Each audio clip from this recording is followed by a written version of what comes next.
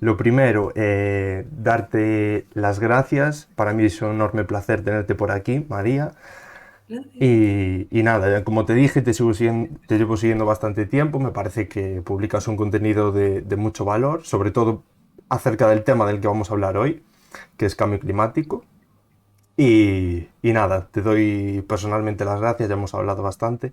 Y nada, quería hacerlo aquí también en público. Os animo a todos que nos estéis viendo, que la mayoría seréis ya seguidores conjuntos, es decir, ya seguiréis a María previamente, pero bueno, para quien no la conozca, es investigadora postdoctoral de la Universidad de Bruselas. Corrígeme si algo lo digo mal, ¿eh? Por favor, Ok. interrúmpeme sin ningún problema. Y nada, ha decidido pues pasar un buen rato aquí con nosotros hablando de cambio climático, que si bien es un tema bastante conocido y con bastante trayectoria a nivel mediático, hay muchas cosas que no están claras, diversos mitos que intentaremos pues desmitificar, nunca mejor dicho, a lo largo del día de hoy. Nada más, a partir de ahora va a hablar María, yo no quiero nada de protagonismo, esto es un espacio para María, le iré haciendo unas preguntas y espero que os guste. Así que nada, si os parece, vamos a empezar con la primera pregunta, que no es otra que la más típica, ¿no? ¿El cambio climático es lo mismo que el calentamiento global? ¿Están relacionados? Sí, bueno, gracias a todos por conectaros y gracias a ti también, Víctor, por la invitación. Para empezar, bueno, esta es la pregunta clave, ¿no? Porque mucha gente utiliza cambio climático y calentamiento global como sinónimos. Y si bien son conceptos que van de la mano, se pueden diferenciar muy bien. Entonces, como creo que la gente de Instagram no va a poder ver las imágenes, se las voy a poner yo No. desde mi móvil. Vale, Entonces, no me perfecto. vais a ver a mí, chicos, pero vais a ver mi ordenador. Entonces, la primera pregunta que se refiere a la diferencia entre cambio climático y calentamiento global se podría responder con esta figura de aquí. Lo que tenemos que tener súper claro es que calentamiento global sí forma parte del cambio climático, pero no es exclusivamente el factor que define el cambio climático. Y la mejor manera para diferenciar ambos es tener en cuenta que tanto calentamiento global como cambio climático se miden en escalas de tiempo distintas y también en escalas espaciales, porque calentamiento global se refiere esencialmente a la tendencia del incremento de la temperatura promedia de la Tierra y está directamente asociado a la acción humana, que como vamos a comentar después, básicamente nos referimos a la emisión de gases de efecto invernadero. Entonces, lo que podemos ver aquí, ¿no? Esta evolución de la Tierra, pobrecita, como le aumenta la temperatura, lo que vemos es que desde la era de la revolución industrial empezamos a ver una tendencia del aumento de la temperatura en general. Eso no quiere decir que haya partes del mundo que se estén enfriando, que haya lugares en los que veamos picos de frío, pero en general, como media de la temperatura terrestre, estamos viendo un aumento y un aumento muy acelerado. Y este aumento de temperatura se puede medir a escala corta de tiempo, es decir, podemos tener, por ejemplo, ¿no? Estos últimos años han sido años de unas temperaturas globales súper altas y podemos ver este cambio de un año al otro. En cambio, el cambio climático son cambios a nivel global que se observan a escalas de tiempo muy grandes, es decir, no son a escalas de tiempo simplemente humanas, sino que la podemos medir en decenas de años y cientos de años y miles de años. Y además, el cambio climático no solo tiene una variable, yo siempre me gusta pensar en el cambio climático como un cien pies con muchas patitas. Una de las patitas es el calentamiento global, pero tenemos muchas otras. El aumento de la temperatura provoca también el aumento del nivel del mar. ¿Por qué? Porque aumenta la temperatura de la masa de agua y si sabemos un poquito de física, cuando tenemos un líquido y aumentamos su temperatura, lo que hacemos es expandir su volumen. Entonces, el mar lo que hace es expandirse y aumenta el nivel del mar. Pero eso también está asociado a el derretimiento de los polos, que sí se derriten por el aumento de las temperaturas, pero tienen otros impactos que sí están englobados dentro del concepto de cambio climático, mientras que no quedarían englobados en el concepto de calentamiento global. Y después tenemos muchísimos eventos meteorológicos extremos, como los hemos visto en este 2021. Si alguien quiere mirar uno de mis últimos posts, justamente hablaba de esto, ¿no? Pues tormentas como la Filomena, que son nevadas extremas en regiones europeas en las que no esperas ese tipo de fenómenos climáticos, ¿no? Tenemos también, por ejemplo, las inundaciones que se han vivido en el norte de Europa, en Alemania, en Bélgica, hará unos 4 meses, que son inundaciones que no están previstas dentro de lo que es el ciclo propio, pues, de las precipitaciones y de los crecimientos, ¿no? De los ríos. Entonces, diferencia básica es la escala temporal en la que medimos tanto calentamiento global como cambio climático, y después también que el cambio climático engloba, junto con el calentamiento global, muchos otros factores que actúan a escala global. También hay que decir que muchas veces en los medios de comunicación se habla pues, del cambio climático, acelerando todos estos fenómenos y, claro, la gente dirá, bueno, pero las lluvias y los fenómenos meteorológicos extremos han existido siempre. Y es cierto, no quiere decir que el cambio climático sea la causa de estos fenómenos, pero sí es un acelerador de la frecuencia en la que están sucediendo y de la intensidad en la que suceden. Por eso, poner el cambio climático como una urgencia es necesario, porque lo que estamos viendo son cosas que no nos sorprenderían, unos tifones, unos tsunamis, fenómenos que podrían ser claramente naturales. Lo que nos sorprende y nos urge explicar es que la frecuencia en la que estos suceden está muy acelerada por el cambio climático, y esa es la principal es la principal pregunta, ¿no?, para los científicos, ver cómo podemos traducir esto en un futuro, porque si desconocemos totalmente la velocidad a la que van a suceder, es muy difícil predecirlos, es muy difícil combatirlos con medidas de mitigación, con medidas de adaptación, que al final se traducen en pérdidas económicas, pérdidas de vidas, que es lo que intentamos, ¿no?, salvar desde la ciencia. Totalmente. Y si me permite, solo haría un pequeño apunte, que es que muchas veces se tiene la noción de que el calentamiento global es algo negativo. Hay que cogerlo con pinzas lo que voy a decir, una porque yo no soy ningún experto como María, que lo tenéis delante, pero sí que tengo algunas nociones, y es que si no fuera por el calentamiento global, la temperatura media de la Tierra sería lo suficientemente baja para que ninguno de nosotros estuviéramos viviendo en ella, es decir, no se podría dar la vida en nuestro planeta. Con lo cual, Vale, voy a especificar un poquito más. El efecto invernadero es un proceso que sí nos beneficia. El calentamiento global perdón, por totalmente. encima de unos ciertos niveles es un problema. ¿Qué sucede? Sucede que nosotros, a ver, ¿por qué no hay vida en otros planetas? Pues no hay vida en planetas que nosotros conozcamos porque no tienen una atmósfera en la que se acumulan gases que no dejan salir las radiaciones. Y esto lo que hace es acumular un calor entre la superficie terrestre y la atmósfera. Después vamos a ver más adelante que hay otros procesos que nos ayudan a regular estas temperaturas. Pero sí, el efecto invernadero es la principal fuente de vida en la Tierra, porque si no, como bien dices, ¿no?, la superficie terrestre estaría bajo cero, porque en el medio del espacio pues está la cosa fría.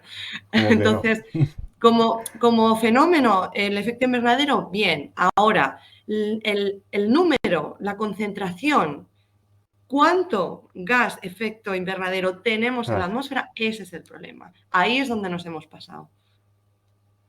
claro que sí.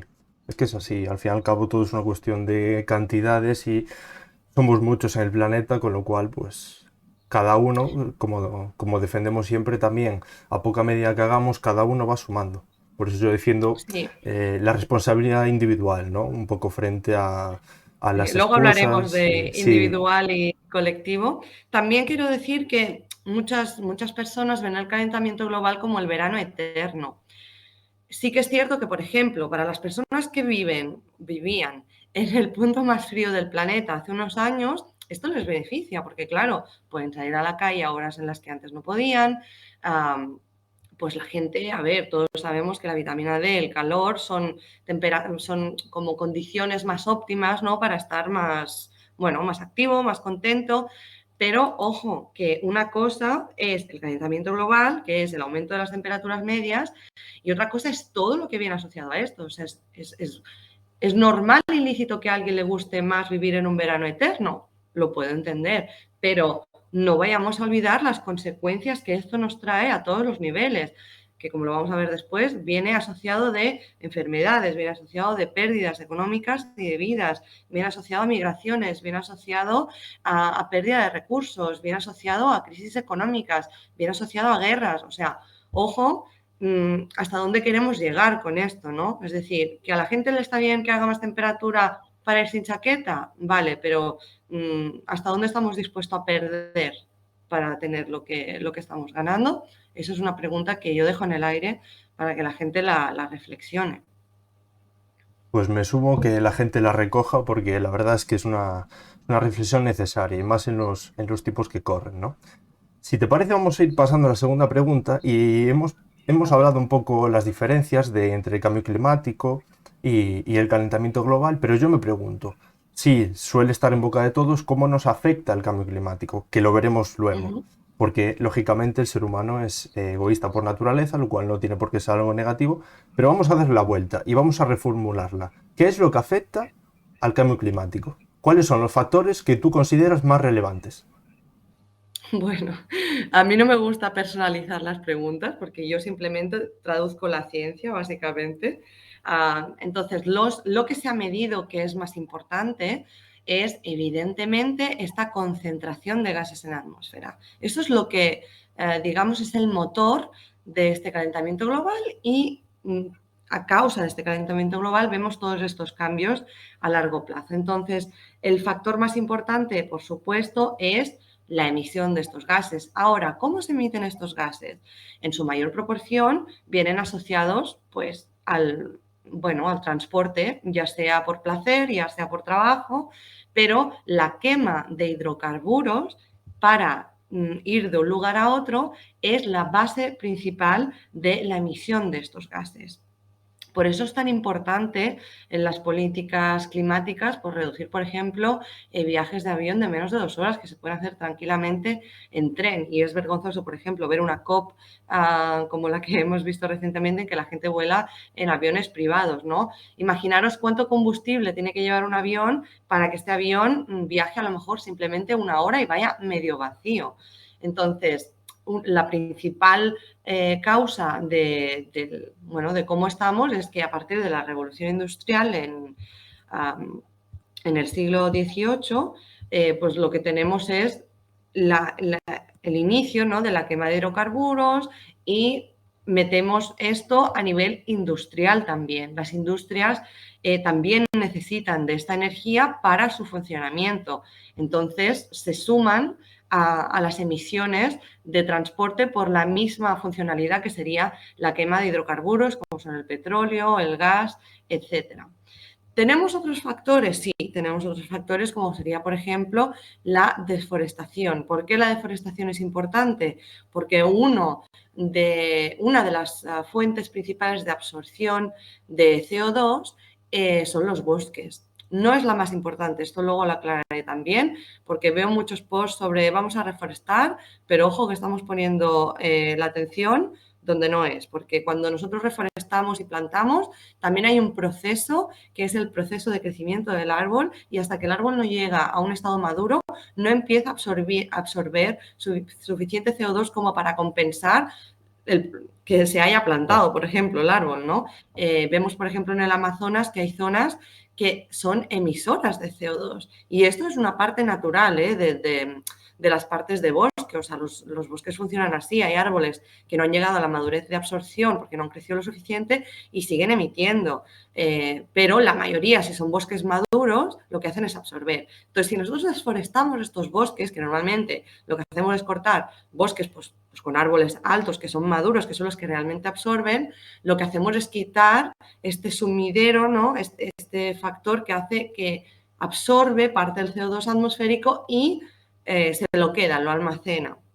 Y además, la desforestación tiene un problema asociado, que es que si tú deforestas un bosque y lo dejas, digamos, sin todos los árboles, lo dejas ahí pelado, pues lo que estamos viendo es que estamos generando lo contrario de un cortafuegos. Es decir, que si nosotros empieza un incendio en una punta, pues un bosque lo que haría, sobre todo si es un bosque húmedo, es frenar, actuar como un cortafuego frente a un incendio. Si nosotros tenemos bosques que están talados o bosques que están muy secos por el propio calentamiento global, que también afecta a la biodiversidad, como por ejemplo serían los árboles, secándolos muchísimo, pues lo que hace es alimentar estos incendios, ¿no? Un claro ejemplo de todo esto serían los incendios que se han visto en California. Si alguien después de esta charla lo quiere mirar, pues puede ver cómo afecta, por ejemplo, calentamiento global y deforestación en la expansión de estos fuegos. Después también, asociado a los fuegos, si no conocemos las direcciones del aire por el cambio climático, es mucho más difícil también pararlos. Un factor muy importante también es el uso de la electricidad. Y aquí metería yo también el uso de Internet, que nadie habla de esto, pero es muy importante. ¿Por qué? Porque cuando nosotros estamos consumiendo electricidad y estamos consumiendo Internet, primero, hay una fuente energética de donde sale esta electricidad y, segundo, hay unos sistemas que se tienen que mantener. En la electricidad lo que nos preocuparía sería la fuente energética y en el caso de Internet, por ejemplo, nos preocuparía los servidores que están conectados 24 horas, 7 días a la semana, 365 días al año, con sistemas de refrigeración, o sea, inhumanos.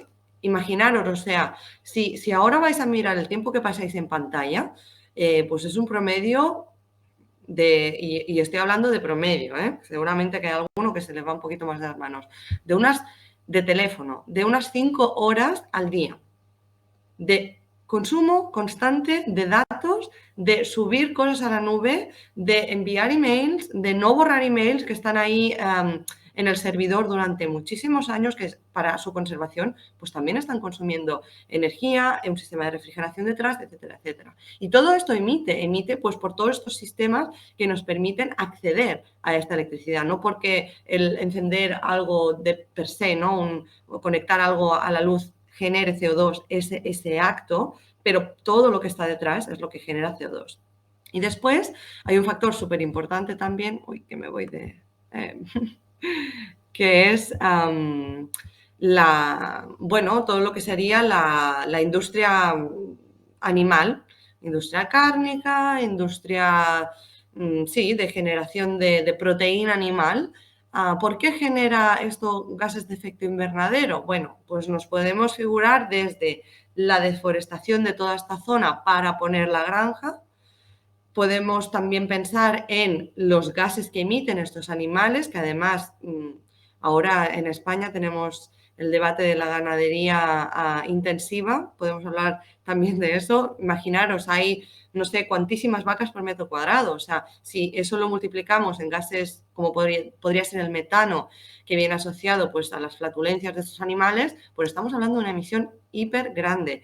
Después en las granjas también hay un consumo de agua brutal y mucha contaminación que de alguna manera también se traduce en emisiones, porque el consumo de agua, bueno, este agua se tiene que transportar hasta la granja. ¿Y cómo se transporta? Pues se transporta pues, con vehículos que también emiten. ¿Cómo no? Y después también tenemos, que esto es súper importante, transportar esta carne a otros sitios. O sea, ¿cuántas veces te has comido un bistec argentino o un pollo chileno? Bueno, digo países por decir, pero quiero decir que a veces, y la mayoría de las veces, lo que comemos cruza 1 o 2 océanos y eso es algo que no podemos permitirnos porque, a ver, podemos hacer las cosas de manera local. Entonces, tener esta sensación de que podemos tenerlo todo con una inmediatez y sin Sí. importarnos de dónde viene, bueno, pues hay que ver que hay esta parte detrás, ¿no? Que es toda la parte de las emisiones, pues desde el transporte, que siempre hay una medida de transporte u otra en todos estos conceptos que explicaba aquí, hasta pues una desforestación para ganar terreno, para hacer pues eso, ¿no? Ganadería, que en realidad también es algo que nos está desfavoreciendo. Entonces, un poco, ¿no? Este pez que se muerde la cola y no acabamos de salir de este bucle. Totalmente, nada que añadir, lo has explicado perfectamente. Y si quieres voy a recoger tu última frase del pez que se muerde la cola y así enganchamos con la siguiente pregunta, porque estamos viendo todo el mal, entre comillas, que le estamos haciendo a nuestro planeta. Y pese a esto, nuestro propio planeta, que esto mucha gente a veces no es consciente de ello, nos ofrece mecanismos para minimizar las consecuencias que nosotros mismos hemos provocado sobre nosotros mismos y el planeta. Es decir, la pregunta sería, ¿cómo nos protege nuestro propio planeta? ¿Qué mecanismos naturales existen para protegernos frente a las consecuencias del cambio climático? Pues mira, una cosa que sí que es cierta es que el planeta es súper inteligente. Entonces tiene sus propios mecanismos de ajuste, ¿no? De hecho, mira, hablábamos del efecto invernadero, pues es una manera de protegerse, ¿no? De enfriarse totalmente. Ahora, cuando se refiere al calentamiento global y al cambio climático, lo que tenemos que ver es lo que se llama el ciclo del carbono, es decir, de dónde se origina este carbono, cuánto va a parar a la atmósfera y cuánto se almacena en estos sistemas que nos están protegiendo. Entonces, lo que vemos aquí es que, bueno, lo que nos preocupa, ¿no? Como hemos dicho, pues son el carbono esencialmente asociado a industria, transporte y deforestación. Entonces, todo este carbono, aquí nos ponen números que son gigatones de carbono, pero imagino que la gente no está familiarizada, pero son, o sea, es una concentración muy Uh -huh. alta la que estamos metiendo en la atmósfera. Y entonces existen dos mecanismos súper importantes que son los bosques y los océanos. Entonces, estos mecanismos lo que hacen es, para sus propias reacciones químicas, su propio crecimiento, digamos que para estar en equilibrio con lo que hay en la atmósfera, con lo que están directamente en contacto, lo que hacen es absorber parte de este CO2, intentan contrarrestar lo que hay en la atmósfera. Por ejemplo, si derramas un poco de agua en tu mesa y pones una servilleta de papel, ¿esta qué va a hacer? Pues bueno, ahí hay otros efectos como la capilaridad, etcétera, pero para que entendáis el concepto, va a absorber parte de este agua, ¿no? Y tú vas a tener parte del agua que todavía está derramada, un extremo de la hoja de papel que está seca y un entremedio que está intentando equilibrarse, una parte que está medio mojada. Y esto es exactamente lo que hacen los árboles y los océanos. Ven que hay una concentración desmesurada en la atmósfera y lo que hacen es absorber parte de este CO2 a través de reacciones químicas. Pues, por ejemplo, todos conocemos la fotosíntesis y en los océanos lo que sucede es una disolución puramente, es decir, como si tú le añades azúcar al café, si el azúcar es CO2 y el café es el océano, pues le vas metiendo y lo va disolviendo. Entonces, una cosa que estaba en la atmósfera se disuelve dentro del agua. Ahora, esto conlleva problemas, Por claro. supuesto, por supuesto. Uy. Entonces, por ejemplo, en cuanto a mecanismos, el océano, que ya lo he explicado muchísimas veces, pero creo que es algo que no es súper evidente para todo el mundo, es la mayor fuente de absorción de CO2 atmosférico. Y además no solo absorbe este gas, sino que además absorbe el 90% del calor que hay en superficie. O sea, si el océano no estuviera haciendo su papel, ahora tendríamos una temperatura promedio en superficie de más de 50 grados, es decir, completamente inhabitable. Entonces, tenemos el océano ahí, que lo estamos utilizando como vertedero, pero totalmente, y el océano es el máximo regulador de la temperatura, no solo por absorción del calor, sino por absorción del CO2 y también porque pensar que el océano lo que hace es recircular el agua con distintas temperaturas y, por ejemplo, en los polos, como los polos están más alejados de la incidencia del sol, es donde se registran las mínimas temperaturas, lo que hace es coger el agua fría de los polos y la lleva hasta la parte ecuatorial y coge el agua caliente del Ecuador y la lleva hasta los polos. Y esta circulación oceánica es la que permite homogeneizar la temperatura terrestre, si no tendríamos una Tierra dividida en franjas hiperfrías y hipercalientes.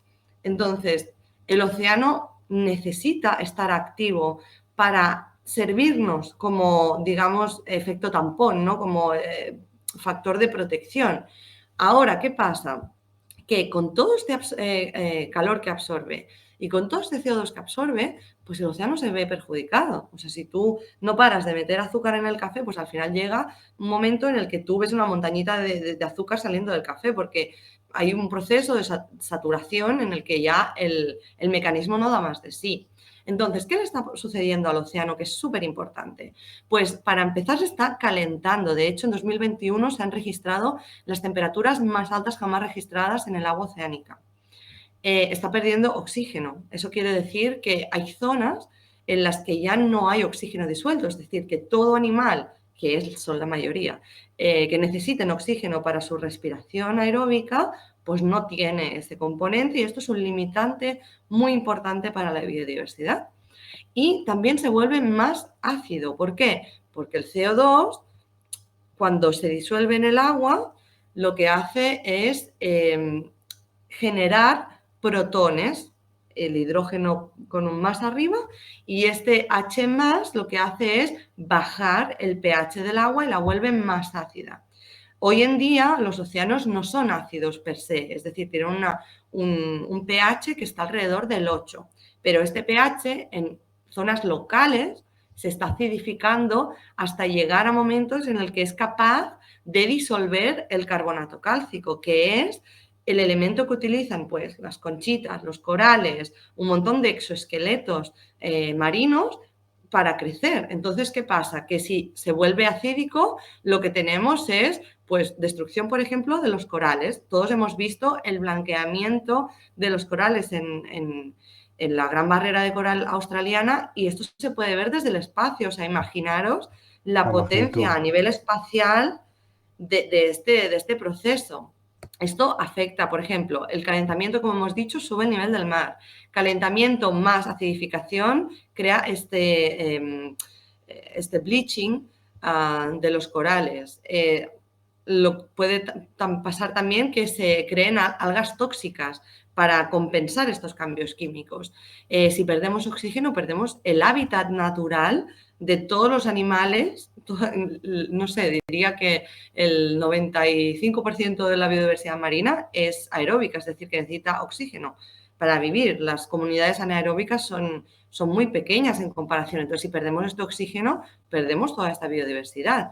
La acidificación, pues esto, ¿no? Disuelve cualquier tipo de carbonato cálcico y luego, pues claro, si nosotros además de todo esto que le estamos metiendo al mar queremos sacar recursos, pues suerte, porque te los estás cargando básicamente. Te estás cargando la biodiversidad. Pensar que del océano no solo sacamos el pescado, lo típico, ¿no? Seaspiracy, pues venga, que si el salmón, que si tal, no. Del mar sacamos muchísimas cosas. O sea, los corales, por ejemplo, sirven para sacar elementos químicos que se utilizan en farmacéuticas para curar enfermedades tan importantes como el cáncer o el Alzheimer.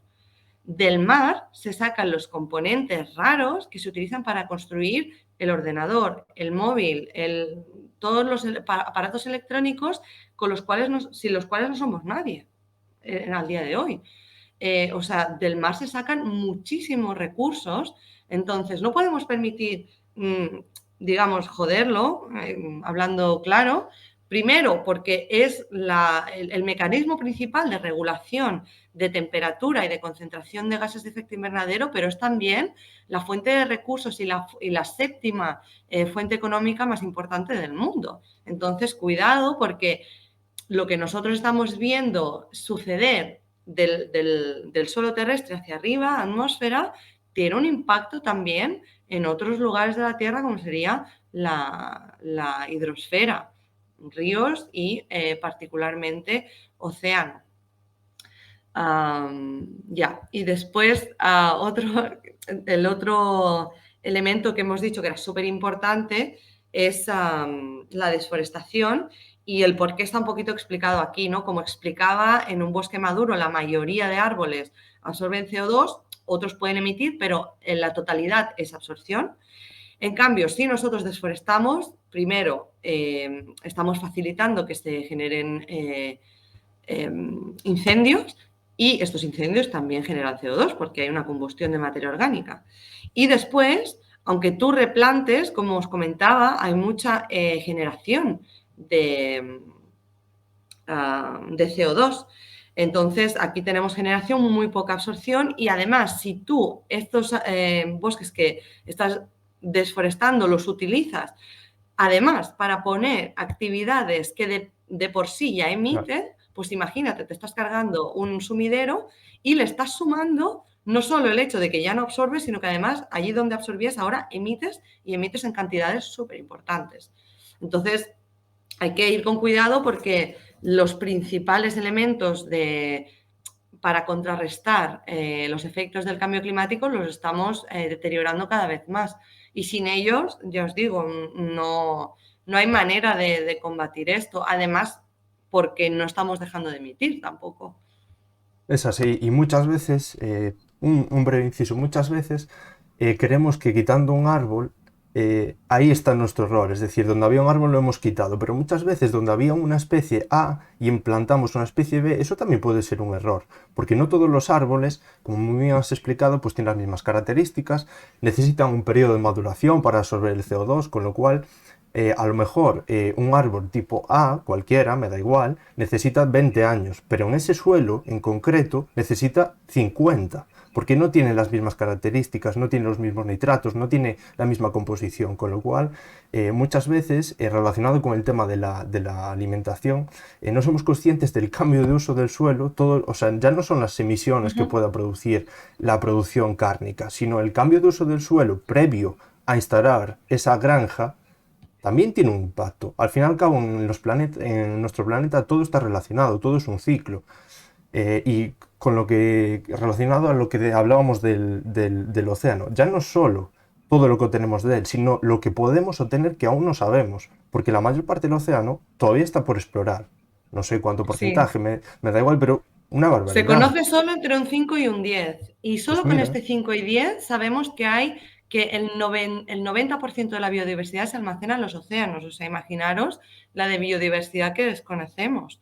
Y también es un poco chocante que conocemos más parte del espacio que del océano, cuando el océano está en nuestro planeta y el espacio es un espacio exterior sí, a la Tierra, ¿no? dice mucho de nosotros, sin duda. Dice mucho de Sí. nosotros y ya lo replicó muy bien nuestro amigo DiCaprio en Don't Look Up, es decir, hacia dónde miramos, ¿no? Hacia dónde ponemos nuestra atención, lo que habías dicho tú.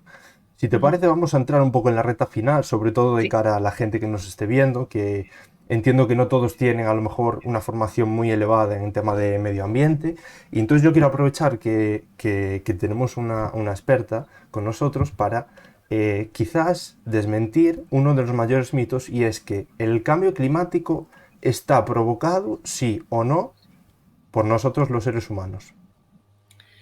Sí, pues la respuesta es sí. El cambio climático actual está asociado a la actividad humana. Una de las justificaciones que utilizan los negacionistas del cambio climático es que la Tierra ha sufrido varios cambios climáticos a lo largo de la historia geológica. Y eso no lo desmiente nadie, no hay ningún científico que desmienta que eso es así. De hecho, eh, si miramos los registros de CO2 atmosférico y de temperaturas, lo que vemos es que estos son 800 millones de años, es decir, nos vamos al máximo de historia terrestre que hemos podido rescatar Normalmente esto se rescata de entonces una perforación en el hielo y si había quedado alguna burbujita de aire en el proceso de congelación del agua, ahí se puede medir una concentración de una atmósfera pasada. ¿Vale? Entonces, lo que vemos es que hay una clara correlación entre subida de concentración atmosférica de CO2 y subida de temperatura. Y lo que vemos también es que a lo largo de la historia geológica hay picos, bajadas y son bastante regulares en el tiempo. ¿Qué pasa? Que aquí vemos clarísimamente cómo la revolución industrial dispara estas concentraciones. ¿Podríamos decir que en el cambio climático actual hay una parte de cambio climático natural? Sí, y lo vamos a ver más adelante, pero la mayor proporción de estas concentraciones atmosféricas, que son las que están causando el aumento de temperatura exponencial, están asociadas a la actividad humana. Entonces, vamos a explicar dos cosas. Una, ¿por qué han habido cambios climáticos en el pasado y no son exactamente el de ahora? Bueno, pues se conoce que existen unos ciclos, que son los ciclos de Milankovitch, que lo que hacen es cambiar a escala de millones de años en la órbita de la Tierra. Si la Tierra gira a distintas distancias del Sol, eso quiere decir que, a ver, si tú pones la mano delante de una llama, si la pones a 1 centímetro te quemas, si la pones a 1 metro te calientas. Pues con la Tierra pasa igual. Si la Tierra gira a una distancia muy cercana al Sol, esta temperatura, o sea, esta incidencia de calor va a hacer que aumente la temperatura muchísimo más. Por lo tanto, aquí ya tenemos un componente que podría explicar estas oscilaciones de temperatura. Y también de CO2, porque las emisiones de CO2 están controladas por reacciones químicas y si alguien conoce un poquito de termodinámica sabrá que la temperatura acelera cualquier reacción química. Por lo tanto, de nuevo, es una asociación de procesos. Después también tenemos el hecho de que, no sé si estáis familiarizados con el concepto del albedo, pero el albedo es la capacidad que tienen las superficies normalmente blancas para reflectar la temperatura. Por ejemplo, en Sevilla, que hace un calor horrible, Tela. ¿qué hacen? Pues pintan las casas de color blanco. ¿Por qué? Porque el blanco es un color que no absorbe longitud de onda. Si no absorbe energía, lo que hace es reflectarla. Entonces, contra más superficie terrestre está cubierta de blanco, es decir, glaciares, casquetes, icy, cuando el mar Sí. está completamente congelado, pues todas estas superficies lo que hacen es reflejar, la incidencia de estos rayos solares y es menos calor que absorbe la superficie terrestre.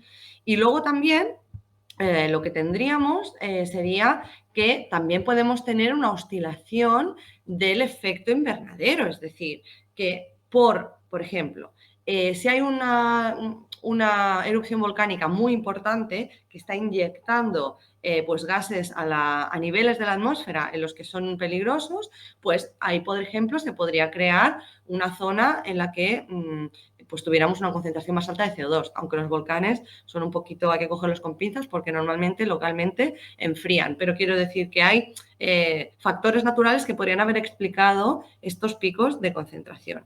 Ahora, a diferencia de estas oscilaciones de órbita, de cambio de albedo, ahora, por ejemplo, la capacidad de reflectar incidencia solar de la Tierra es casi nula, si es que está todo fundido. No tenemos superficies blancas. Algunos científicos están yendo a cubrir con mantas blancas de plástico los casquetes polares para que no se derritan, porque como es blanco por encima, pues va a emitir la luz y no se va a calentar tanto. Ese factor ya no lo tenemos nosotros como protección. Y después lo que vemos también, que ahí es donde se puede explicar el por qué está basado a la acción humana, es que cuando tú mides el CO2 atmosférico, pues con unas botellas capturas el aire, también lo puedes estudiar en el océano, el que está disuelto. Lo que hacemos los científicos es estudiar los isótopos. Los isótopos que son, bueno, digamos que es como si tienes una familia, el carbono mayor, el carbono pequeño, cada uno tiene un peso distinto y cada carbono tiene como una particularidad y esa particularidad te permite saber de dónde viene. Por ejemplo, si vienes vestido de amarillo es que vienes de Valencia, si vienes vestido de verde es que vienes de Gijón. Pues a través de este proceso de análisis isotópico, los científicos sabemos de dónde viene el carbono y esa asignatura está asociada a la quema de hidrocarburos. O sea, no hay discusión. Tú puedes Claro. trazar de dónde viene ese carbono. Si ese carbono viene de la quema de un hidrocarburo, yo lo siento mucho, pero una vaca todavía no ha aprendido a quemar hidrocarburos. O sea, somos nosotros, no hay más. Está asociado, hay una firma made by human, no hay más, lo hemos hecho nosotros. Entonces, sí, ¿han habido cambios climáticos en el pasado? Sí. Después también aquí tenía otra figura en la que hace como un Ujú. desacoplamiento Con los drivers. de los Ujú. efectos humanos y los naturales. Entonces, digamos, los factores naturales quedarían en azul, que como vemos tienen oscilaciones, pero se mantienen, digamos, con un promedio bastante estable. ¿Por qué? Porque son procesos naturales. Los procesos naturales están regidos por leyes físicas que normalmente son consecuentes y repetitivas a lo largo del tiempo. Y hasta que Ahora, nosotros no fíjate, nos alteremos, van a seguir su curso. claro, fíjate cómo a partir, ¿no? Estos son justamente a partir de un poco después de la Revolución Industrial, en la que vemos que los que están asociados a los humanos, que son los rojos, se disparan. En la naranja sería la suma. Entonces, ahí podemos ver claramente que hay una parte de la concentración y de la temperatura asociada digamos, a la actividad humana que es innegable. O sea, no podemos seguir diciendo que esto no nos pertenece. Sí nos pertenece. Y donde está el problema está también la solución. O sea, aceptar que es culpa nuestra también nos ayuda a estar un paso más cerca de solucionar el problema. Pero no podemos seguir negando que, o sea, no hay evidencias para decir que no está asociado a la actividad humana. Sin duda, desde luego el que no lo quiera ver está negando lo evidente y la ciencia, que en la pandemia se ha visto mucho, ¿no? Es decir, cada uno que tenga su opinión, pero son eso, opiniones, es decir, verdades absolutas no hay ninguna, salvo que, pues lo que pueda demostrarse científicamente. Si tú encuentras algo, una hipótesis que la valoras y alguien te la da rebatido con datos en la mano, oye, pues muy bien, seguramente te dé el millón y pico que está sorteando en lo más, vale, muy bien. Pero no va a ser así, porque como muy bien has dicho, los datos son los que tenemos y los tenemos delante. Quien los quiera ver, bien, quien no, pues nada. Pero bueno, también muy bien el tema de recuperar ese aliento y que donde está el problema está la solución. Y no se puede decir Ujú. mejor. E incluso con el tema de los océanos, yo insistía antes de falta mucho por descubrir. Es que ¿quién te dice que en ese noventa y tantos que falta por descubrir no hay una solución? Claro que sí, al fin y al cabo, nosotros a nivel individual tenemos mucho poder y lo último que se tiene que perder es la esperanza de poder hacer algo, porque todavía estamos a tiempo, no hagamos como en la película y aprovechemos pues que aún estamos. Sí, a ver, ¿estamos a tiempo de qué? Eso es importante matizarlo, ¿eh? A mí todo el mundo me pregunta, ¿cuándo se va a acabar el mundo? Bueno, eso yo no lo sé, pero lo que sí sé es que la Tierra funciona con puntos de no retorno. Es decir, por ejemplo, ahora mismo si dejáramos de emitir todos nosotros a la vez, como el día que se apagan las luces y se ve desde el espacio, si hiciéramos esto, aún así no dejaríamos, o sea, los polos no se dejarían de fundir. Esos ya no tienen vuelta atrás. ¿Por qué? Porque aunque nosotros dejáramos de emitir, el océano, como se autorregula, lo que diría es, uy, se ha relajado la concentración de CO2, me voy a relajar yo también. Al relajarse lo que haría es emitir vapor de agua. El vapor de agua, que muchas veces lo ignoramos también, es el principal gas de De efecto efecto invernadero. invernadero. No por su capacidad de calentar la atmósfera, pero por su cantidad en la atmósfera. Es del que más hay. Por lo tanto, un gas puede ser potente a nivel de efecto invernadero por su vida en la atmósfera, por su capacidad de, digamos, mantener la temperatura, pero también por su concentración. Imaginaros que, no sé, el que se come algo con poco azúcar, bueno, pero lleva poco, pero si te has comido 100, pues es como si te hubieras comido algo con mucho azúcar, ¿no? Entonces, el vapor también es muy importante y el océano lo que haría es esto, ¿no? Emitir un montón de vapor de agua y la temperatura seguiría aumentando aunque no emitiéramos gases de efecto invernadero. Ahora, esto son proyecciones sin saber que a lo mejor se generan otros procesos de autorregulación. Esto lo desconocemos, por eso estamos haciendo ciencia, para ver cómo metemos todos estos feedbacks o estas retroalimentaciones en juego, ¿no? Por eso hay los Ah, modelos informáticos que tanto nos ayudan, porque otra de sí, lo que se agarra la gente que pues que no quiere ver lo evidente y que niega el cambio climático como una causa antropogénica es el tema de no, es que estáis utilizando datos que aún no existen, es decir, estáis pronosticando a largo plazo, eso no es fiable. Bueno, nosotros tenemos unos modelos, nosotros no, pero hay unos modelos informáticos que predicen con un orden de error, un margen de error prácticamente ínfimo, porque les metes toda la serie climática que hay, que no es poca, y en base a eso pues ponderan y con la tendencia actual, ya. ¿no? Lo que yo voy a decir ahí es que justamente estos modelos climáticos son, digamos, la versión más optimista de lo que puede pasar. Te Yo dan en varios particular, escenarios. yo en particular trabajo en ver si hay otros factores que realmente nos pueden ir a escenarios peores. que existen y no están acoplados todavía, porque obviamente los científicos y los modelos tienen sus limitaciones, porque el problema Sí. es tan complejo que hay que simplificarlo de alguna manera. Pero que existen factores que pueden empeorar la situación, sí. Que no están considerados, también. Entonces, cuando pues vemos, ¿no?, el Acuerdo de París o las COPs y tal, bueno, no tenemos que llegar a tal temperatura, a tal concentración para tal año. Esto hay que cogerlo con pinzas, porque aunque es muy ajustado a lo que debería ser tal y como estamos ahora, no sabemos si hay otros factores que van a cambiar o si este propio calentamiento global va a desencadenar otras cosas. Por ejemplo, cuando se funde el permafrost, que ya lo estamos viendo que se está fundiendo, Ujú. se libera muchísimo metano porque debajo de esta capa, digamos, helada, había mucha materia orgánica, pues la estepa, toda la vegetación que había allí ha muerto, ha quedado enterrada. Y virus que nos Esto va a con venir, más coronavirus, los virus también, bueno, coronavirus no, nos van o a los que venir sean, virus que tienen más de 10.000 años de antigüedad, que tienen cero que ver con nuestro sistema que no hay inmunológico. vacunas para ellos, no hay... Entonces, o sea, cuidado con los procesos de retroalimentación, sobre todo para los que subestiman estas proyecciones que son, ya te digo, escenarios muy favorables y que aún así nos están diciendo que si llegamos a más de 1,5 grados por encima de los niveles preindustriales, estamos jodidos, y a día de hoy ya estamos a 1,2.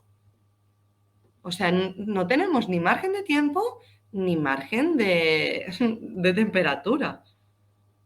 Es así, totalmente. Y si te parece bien, para aquellos que nos estén viendo, vamos a ir con la última pregunta Sí. y vamos a ver simplemente lo que acabas de decir, ¿no? Aquellos que no se crean o no quieran verlo, lo más fácil es simplemente pues enseñarles cómo nos está afectando. Y repito, nos Ujú. está afectando, no nos va a afectar, nos está afectando y ya nos ha afectado el cambio climático, ¿no?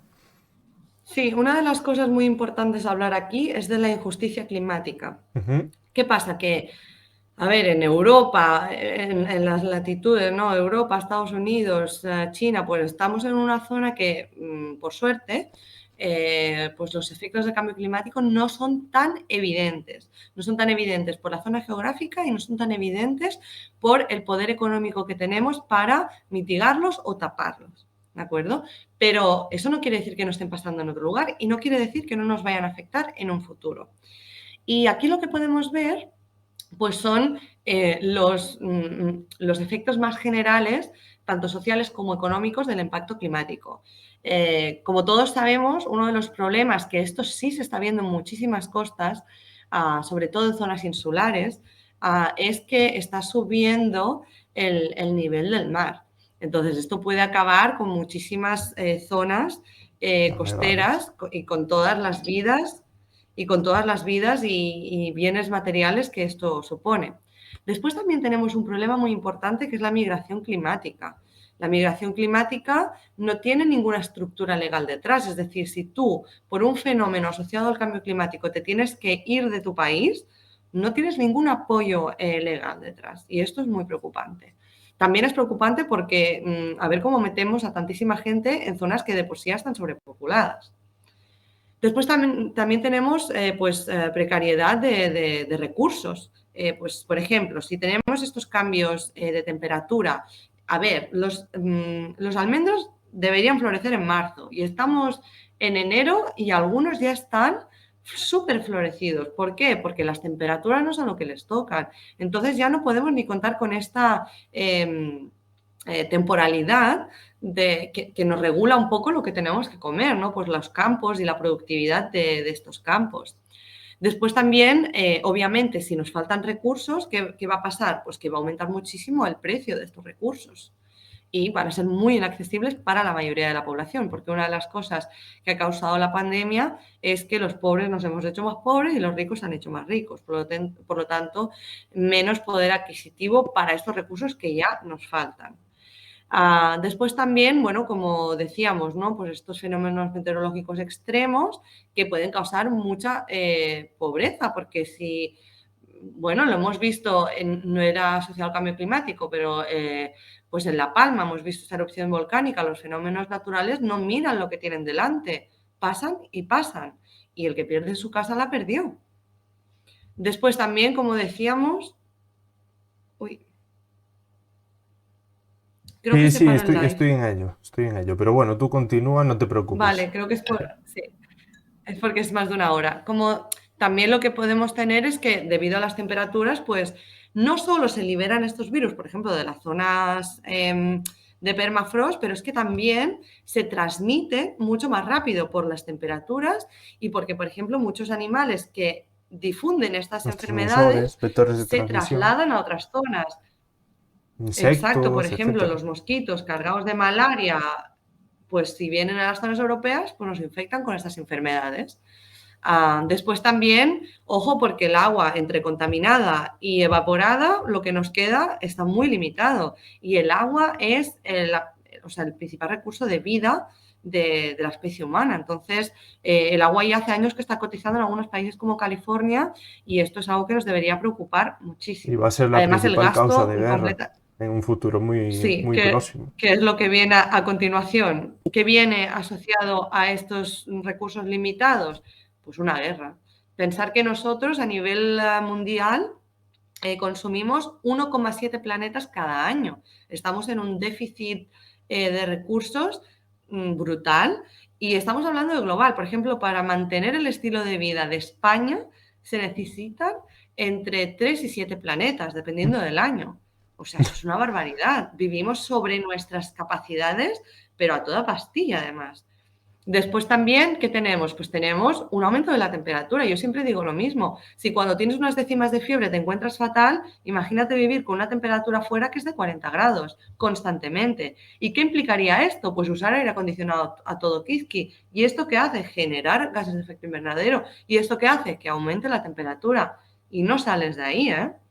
Entonces, cuidado porque vienen, bueno, el panorama no No pinta pinta bien. muy bien ni para nuestra salud, ni para nuestra economía, ni para nuestra estructura social. Tenemos que reestructurarnos, tenemos que poner en orden nuestras prioridades, que ahora mismo no son las prioridades que necesitamos tener en cuenta, sabiendo que vivimos en un planeta limitado. O sea, las cosas cambiarían si esto no fuera así. Si la Tierra tuviera la resiliencia, la capacidad de autorregenerarse más rápido, capitalismo a full equip y Y para adelante a overconsumption. toda máquina. Pero no es el caso. No No, es el no. caso. Entonces, que nos hemos ganado muchísimas libertades a lo largo de la historia, sí. Que esto ha implicado cambios sociales muy relevantes también.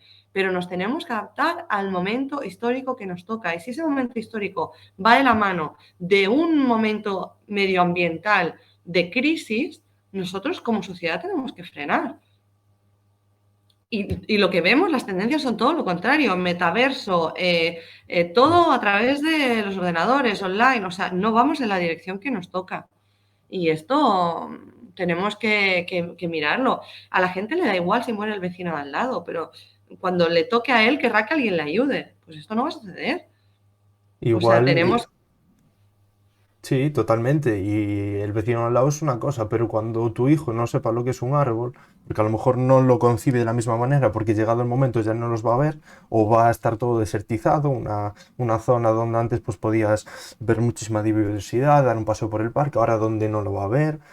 eh, Sí, pero no verlo y no conocerlo es una cosa. Ahora, no poder alimentar a tu hijo o verlo claro, morir por una ola claro, de calor, eso es otra, ¿eh?